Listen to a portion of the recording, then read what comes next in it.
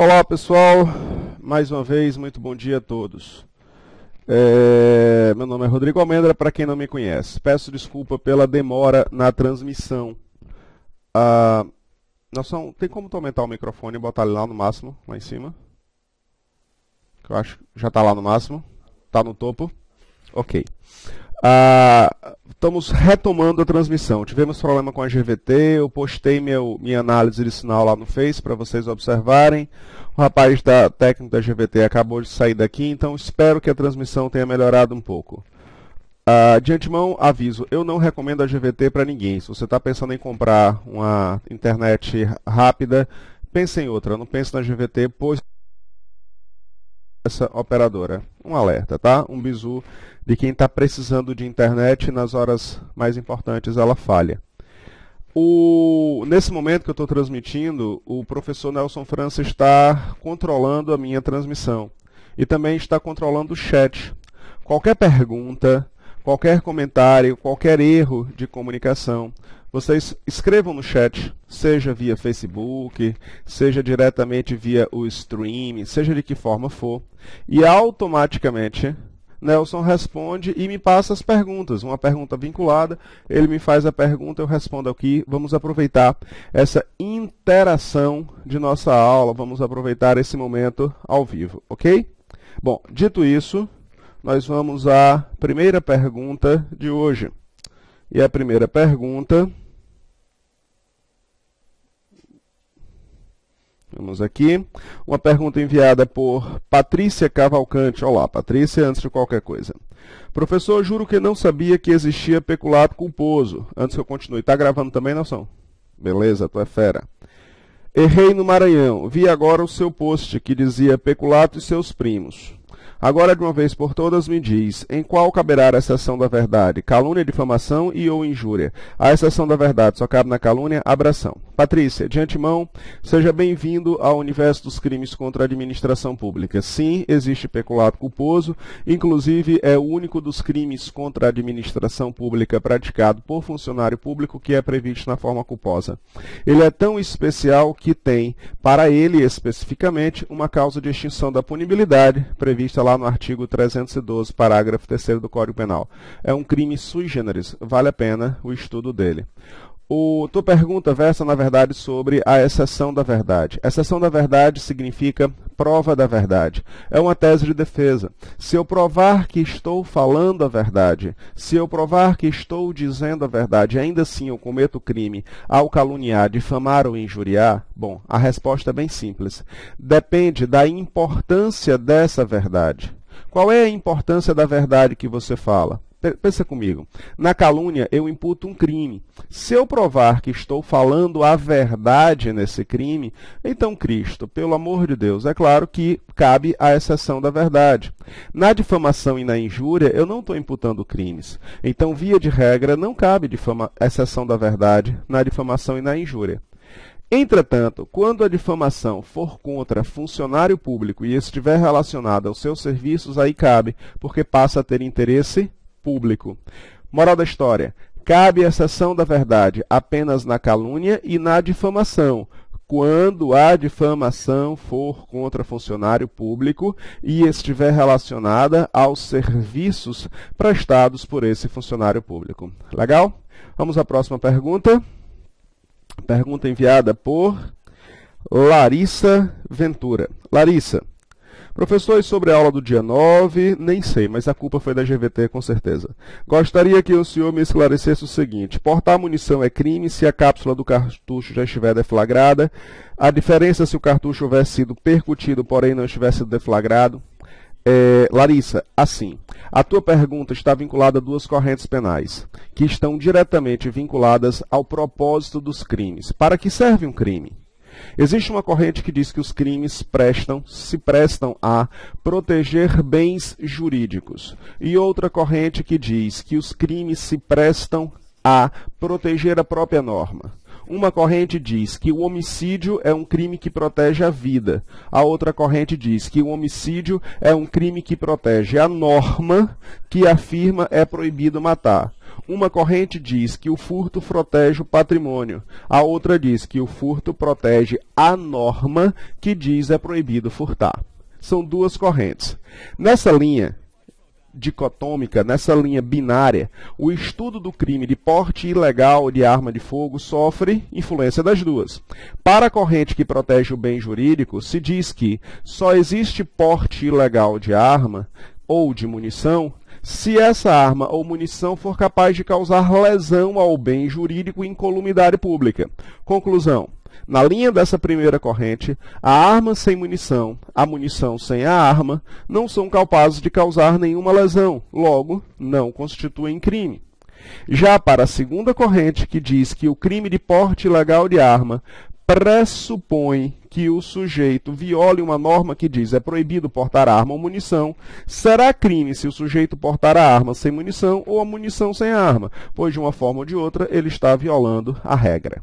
É essa segunda corrente que tem ganhado prevalecência em nossos tribunais. É justamente essa segunda corrente, tá? Então, partindo dessa premissa, vamos à tua questão.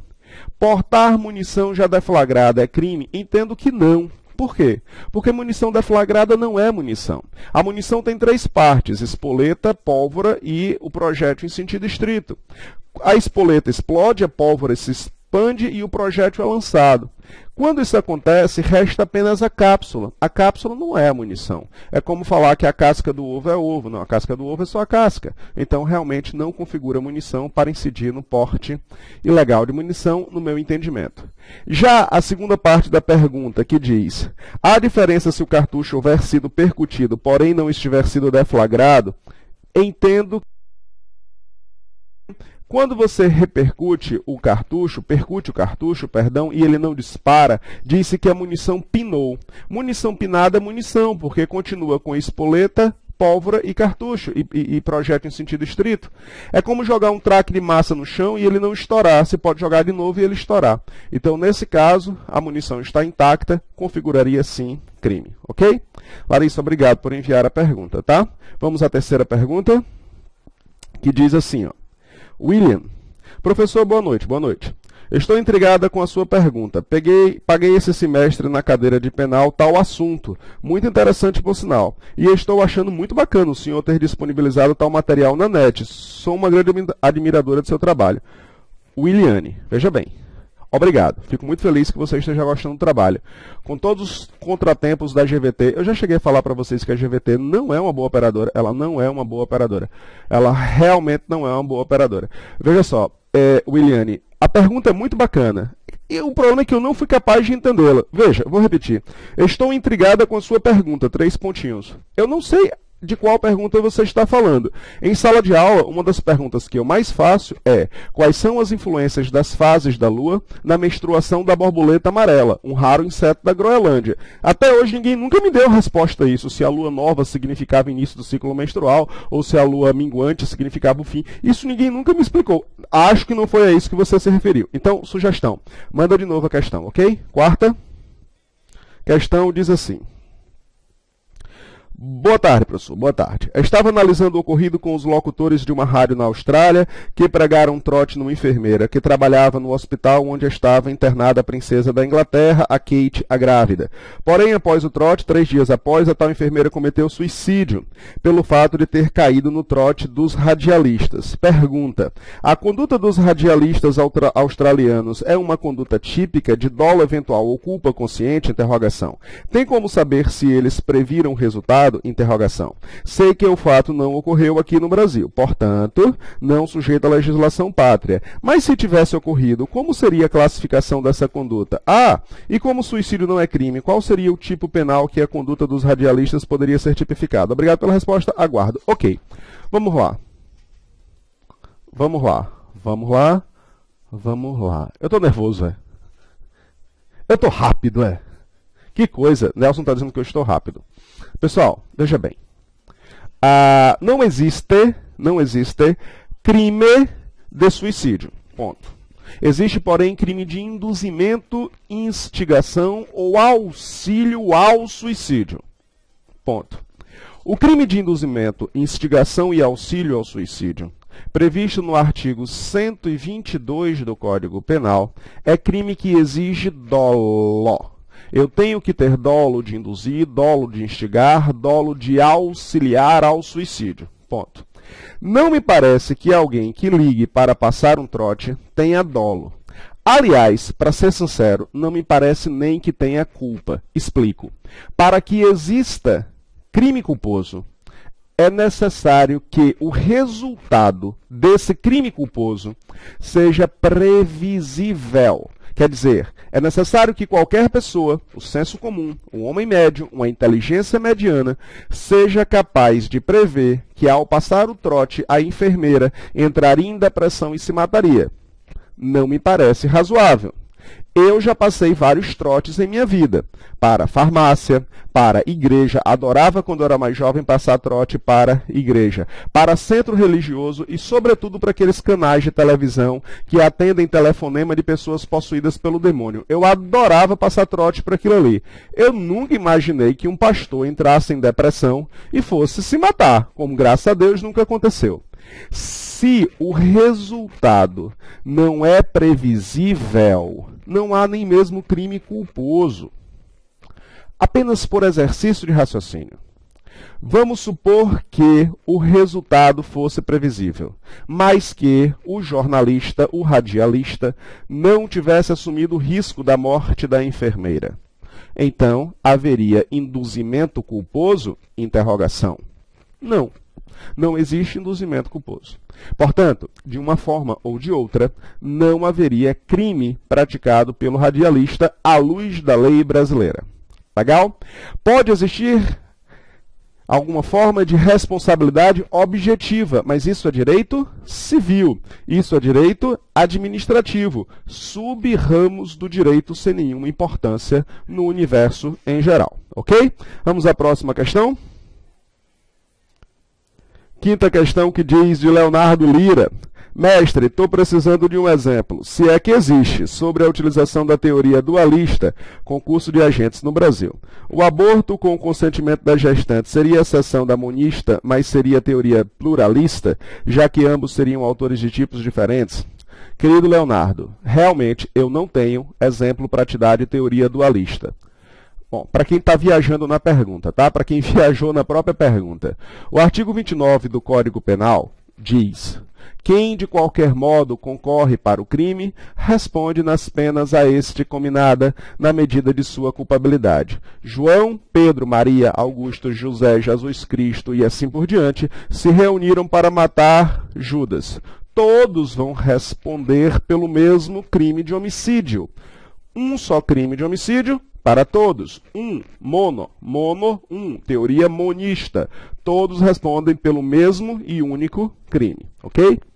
Essa teoria, entretanto, admite algumas exceções pontuais, raras, muito raras, no Código Penal. Quando uma gestante, por exemplo, se reúne com um terceiro para juntos matarem o feto, cada um responde pelo seu próprio crime. Ela responde pelo aborto consentido pela gestante e ele responde pelo aborto provocado por terceiro. São vários crimes distintos para pessoas distintas. Teoria pluralista. A teoria dualista, ela separa os crimes conforme se esteja falando de autores ou de partícipes. Os autores praticariam crime X, os partícipes praticariam crime Y. Por isso que é tão difícil encontrar um exemplo da aplicação dessa teoria em nosso direito. Penso eu que nem exista. É uma teoria que existe no papel, mas que não se transfigurou em texto de lei. Legal? Vamos a mais uma? Rufino perguntou: professor Rodrigo, tudo bem? Tudo bem, Rafael. E a senhora como vai? Tudo certinho nesse domingo de praia? Olha, gostaria de tirar uma dúvida com o senhor. Pois não, Rafaela. Uma pessoa que foi presa por crime de tráfico de entorpecente foi um flagrante e encontra-se já no cotel. E isso é um caso real, isso não é caso de concurso. Ainda não foi para o presídio. Tecnicamente ela está em um, embora seja um centro de triagem. Tá? O cotel é um centro de triagem, mas é uma forma de presídio, o que não é uma penitenciária. Mas tudo bem. Vamos adiante. Eu, como advogada, qual a peça que ingresso em juízo para que a pessoa responda em liberdade? Estás querendo uma consulta? Afirma. Habeas corpus, liberdade provisória ou relaxamento de prisão? E eu me dirijo a quem na petição, se ainda não tem processo criminal no fórum? Tudo aconteceu ontem. Bom, não sei agora mais quando foi enviada. E a pessoa foi ao cotel hoje. Tá lá então, né? Feliz Natal, você que está no cotel. Feliz Ano Novo, você que vai ficar no cotel. Feliz Ano Novo, meu querido. Feliz Ano Novo para você. Tô perdida, professor. Me ajuda. Bora lá. Será caso de relaxamento se a prisão foi ilegal? Não sei se foi. Tenho que analisar os autos. Será caso de pedir a liberdade provisória se a prisão for legal, mas não existir fundamentação para a prisão preventiva? Habeas corpus cabe em qualquer situação, desde que você demonstre que a prisão é ou se tornou ilegal. Veja, quando existe o auto de prisão em flagrante, por lei, a autoridade policial tem que comunicar ao juiz, no prazo de 24 horas. Essa comunicação gera um número. Se você entrar no site do TJ agora e digitar o nome do teu cliente, fulaninho de tal, a menos que seja um nome como José Maria da Silva, se for um nome incomum, vai aparecer o processo dele. Se ele tiver um nome comum, aí tu vai ter que realmente ir no fórum, no setor de plantão, que já que a gente está nesse período de recesso, e procurar pelo CPF dele, ou pelo nome dele, ou nome da mãe. Mas se você conseguir achar, no próprio site do TJ já vai ter um número, que é o número da comunicação do flagrante. Você pega esse número e clica em cima. Vai ser direcionado a um setor em que diz qual é o juiz. Aí você já tem para onde direcionar o teu pedido de relaxamento, o teu pedido de liberdade provisória, ou mesmo o teu habeas corpus. Excelentíssimo senhor fulaninho de tal, da 4ª Vara Criminal do Recife, referente ao auto de comunicação de flagrante número tal. Lascado de tal, que vai passar o ano novo preso. Brasileiro, bababá, vem através de sua advogada legalmente constituída conforme procuração em anexo, impetrar o presente pedido de relaxamento, o presente pedido de liberdade provisória. E aí você fundamenta com que razões você acha que cabe o relaxamento ou a prisão. No final, pede deferimento consistente na emissão do alvará de soltura. Legal? Facinho, facinho. Vamos a mais uma, 7ª questão, que diz: Sônia Dantas. Rodrigo, se você e amigos puderem doar sangue, eu lhe peço que vá até o IN, na rua Tabira, Rua Corpo do Bombeiros. Um amigo das minhas filhas, 19 anos de idade, descobriu que está com leucemia. Então, pessoal, isso aqui não é uma pergunta, é um alerta, compartilho a todos. Por favor, quem puder, doe sangue para um rapaz chamado Marcos Neri, né? Marcos Neri. É um rapaz jovem, está doente, tem 19 anos de idade, eu estou indo na quarta-feira, após o ano novo, lá no IN, doar meu sangue. Eu, com os meus 100 e poucos quilos, posso doar litros e litros de sangue que não acaba. Então eu gosto muito de fazer isso, tenho lá a carteirinha, estou marcando pontos, né, para ver se quando eu morro o diabo me dá uma trégua, dado o tanto de sangue que eu já doei na vida. Quem sabe Deus não olha melhor para o meu caso. Vamos à próxima? Diz assim, ó. Olá, professor. Olá. Cabe ou não a prisão em flagrante nas contravenções penais? Obrigada. Vamos lá. Contravenção penal é delito de menor potencial ofensivo à luz da Lei 9.099/95. Todos os crimes cuja pena máxima é menor ou igual a 2 anos e todas as contravenções penais são crimes de menor, são delitos de menor potencial ofensivo, assim chamados. Portanto, são regulados pela Lei 9.099/95. Legal. Essa lei diz que a prisão em flagrante será substituída pelo termo de comparecimento a um juizado especial e que só poderá ser lavrada se o sujeito se negar a assinar tal termo. Então, tua pergunta é, cabe a prisão em flagrante? A resposta é sim, desde que existe negativa de assinar o termo. Que eu não imagino alguém dizendo isso. Não. Eu prefiro ser preso. Agora, termo? Não, termo eu não assino não. Me prenda, eu não assino termo nenhum. Então, na grande maioria das vezes, você não vai ver prisão em flagrante, a não ser em casos excepcionais que peguem um lunático que não queira assinar o termo, tá? Próxima questão. 9, que diz... José Wilson. Professor, boa tarde. Boa tarde, José Wilson. O senhor poderia explicar as teorias subjetiva e objetiva no que diz respeito à punibilidade da tentativa? Claro. A tentativa, no Brasil, é uma causa de diminuição de pena. O artigo 14, parágrafo único, diz que, Pune-se a tentativa com a pena correspondente ao crime consumado, diminuída de 1 a 2/3, salvo disposição expressa de lei. Então, toda tentativa, menos 1/3 a menos 2/3. Existem várias teorias que tentam explicar isso. Uma é a subjetiva, que diz que o que importa é a intenção do sujeito, daí subjetiva, pessoal. Se o sujeito queria matar e ele não consegue porque foi burro, problema dele que não conseguiu. Ele deve responder pela mesma pena de que caso conseguisse matar. Então essa teoria, ela diz que o juiz deveria punir o autor de um crime tentado exatamente com a mesma pena do crime consumado. Eis que é o que ele gostaria de ter feito. Uma outra teoria, que não está na pergunta, mas eu aproveito, a teoria da impressão, diz que o magistrado deveria diminuir a pena de quem tentou o crime e não conseguiu. Mas essa diminuição ficaria ao arbítrio do magistrado, tanto no que diz respeito ao tantum, se ele vai diminuir muito ou pouco, como se ele mesmo vai diminuir sobre a possibilidade de diminuição. O magistrado poderia imaginar em um caso concreto a não diminuição. E, finalmente, a teoria objetiva, adotada pelo nosso código, diz que a diminuição é obrigatória. Havendo tentativa, a diminuição tem que ocorrer. O magistrado apenas tem um limite entre diminuir 1/3 e diminuir 2/3, mas a diminuição é objetivamente obrigatória. O magistrado só tem que constatar, houve tentativa, sim, a diminuição é obrigatória. Não tem mais a análise subjetiva como antes se poderia cogitar.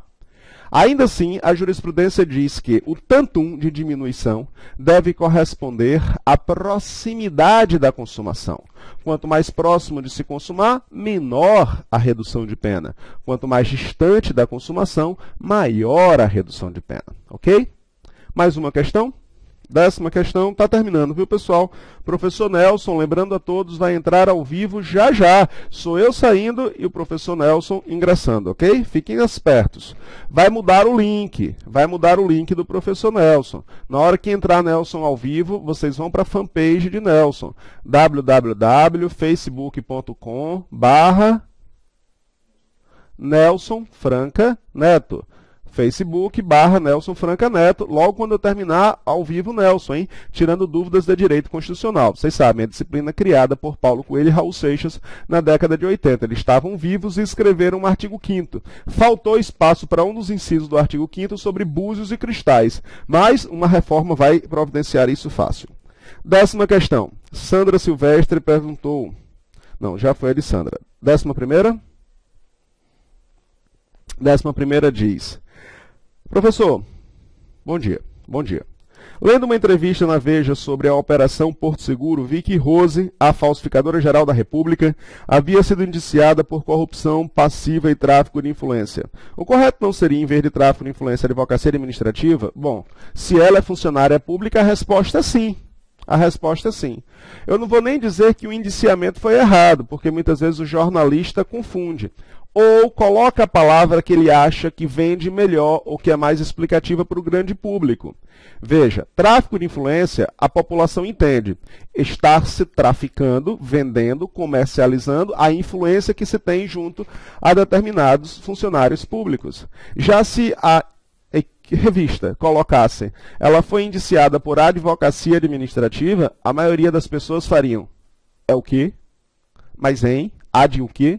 Não entenderiam. Então, não sei se o indiciamento foi incorreto ou se a revista transcreveu de forma errada. Mas respondo. A diferença entre tráfico de influência e advocacia administrativa é que, em ambos os casos, se comercializa a influência que se tem perante um funcionário público. Mas a advocacia administrativa é praticada por funcionário e o tráfico de influência é por particular. A advocacia é gratuita e o tráfico é pago. Bom, como a moça aqui era funcionária pública, me parece que o correto seria realmente a advocacia administrativa. Tem mais alguma noção? Amanda perguntou, professor, boa noite. Sou aluna do Espaço Jurídico, curso online. Olá, meus alunos do Espaço Jurídico. Gostaria de saber qual a diferença entre crime próprio perfeito e imperfeito e qual sujeito ativo tem qualidade especial. Todo e qualquer crime próprio exige um sujeito ativo com qualidade especial. Para praticar peculato, tem que ser funcionário público. Para praticar aborto, tem que ser mulher. Todo crime próprio. Ocorre que alguns crimes próprios, quando a conduta é praticada por um não funcionário público, a conduta se torna atípica. E em outros crimes próprios, quando a conduta é praticada por um não funcionário público, a conduta continua sendo típica, embora com outra classificação. Reparem, corrupção passiva. Suponhamos que eu dê dinheiro, eu ofereça dinheiro a um particular que recebe vantagem indevida para fazer algo. Eu dou dinheiro a um garçom de uma festa de formatura para privilegiar a minha mesa. A conduta do garçom, receber vantagem indevida para praticar ato contrário ao seu dever de ofício, não é crime.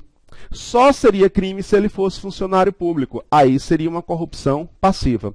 Repare, quando essa conduta é praticada por uma pessoa com qualidade especial, é crime. Quando é praticado por uma pessoa sem a qualidade especial, é fato atípico. Esse fenômeno é característico dos chamados crimes próprios perfeitos. Crimes próprios perfeitos. Ponto.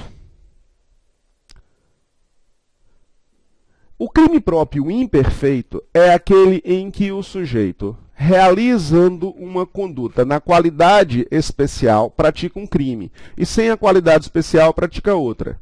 O funcionário público que subtrai patrimônio pratica peculato. O particular que subtrai o patrimônio pratica furto. A conduta subtrair é a mesma, mas se praticado por quem tem qualidade especial, é típico. Por quem não tem, é atípico. Ponto. Vamos a mais uma. Isso, antes que eu fique, isso é característico dos crimes funcionais, dos crimes próprios e imperfeitos. Vamos adiante? Bom, aqui a gente encerra, está aqui o solzinho alegre, a graminha, que é domingo. Agradecendo a todos que enviaram mensagem de Feliz Natal de volta, Feliz Natal a todos, atrasado, é verdade, mas um ótimo Natal, que tenham se divertido muito, inclusive aquele rapaz que está preso. Ih, se lascou. Um ótimo ano novo para os senhores, que logo, logo vão romper com suas famílias. Espero que em 2013 a gente se veja muito e que eu possa, de alguma forma, ajudar a realização de seu sonho em matéria de concurso público em 2013. Contem comigo sempre. Mais uma vez, recordando, logo, logo entra o professor Nelson França. Daqui a alguns minutos a gente vai encerrar essa e começar a dele quase instantaneamente, hein? Sabem qual é o site dele, não sabem? facebook.com/Nelson França. Não vai botar cedilha, criatura. Se tu botar cedilha, não vai funcionar. Nelson Franca. Nelson Franca Neto. É fácil de acessar, tá? E aproveito por derradeiro para dar feliz aniversário a Beca Gonçalves. Beca, feliz aniversário, beijão, estuda danada, que em 2013 nós vamos nos ver novamente. Pessoal, beijão a todos, até a próxima, tchau!